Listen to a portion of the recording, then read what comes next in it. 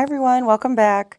Today I was out in my garden and I picked a ton of green beans and some purple beans too. So today I'm going to show you how I preserve those.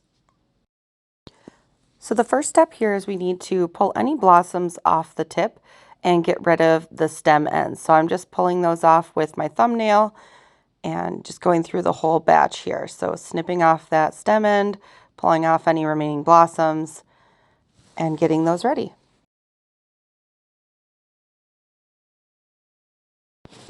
All right, moment of truth, see how much we got.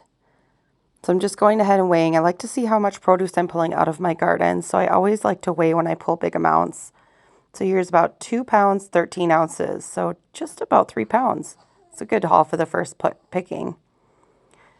So now I've got my pot of boiling water on the stove, and I've got my ice bath ready as well, and I'm going to be blanching these beans. You don't have to blanch them, but I prefer them that way. I think it keeps them a little more crisp when they come out of the freezer. So putting them in the boiling water for about 2 minutes is long enough. And you'll notice they went in, some of them were purple when they went in, but look at this. They're all green now. So kind of cool that they're purple on the vine, but green when you cook them. So we're just gonna fish them out now. It's been 2 minutes, and put them in that ice bath to stop the cooking. And then we'll get them ready for the freezer.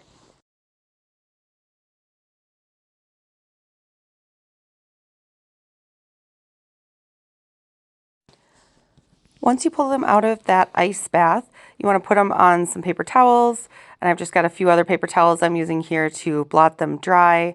You want them to be as dry as possible before you throw them in the freezer, because that'll prevent, the crystallization on the outside of that moisture for the bean and keep them as fresh as possible. So here I'm just dabbing them to get them really dry and ready to put into our containers.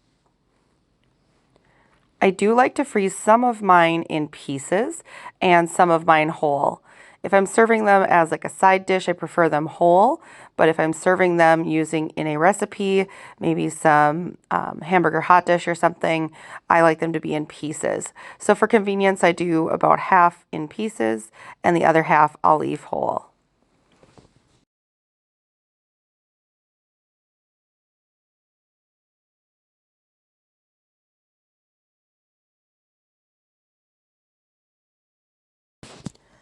Now we need to get them in the freezer, and you can just throw these directly in the freezer if you prefer.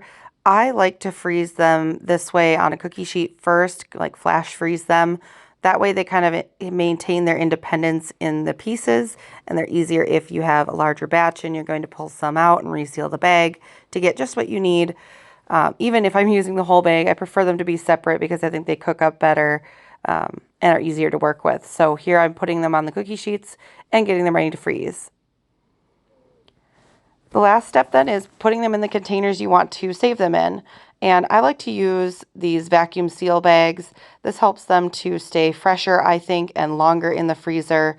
As much air as possible is getting away from the vegetable, which means that they'll maintain their crispness and kind of prevent that freezer burn.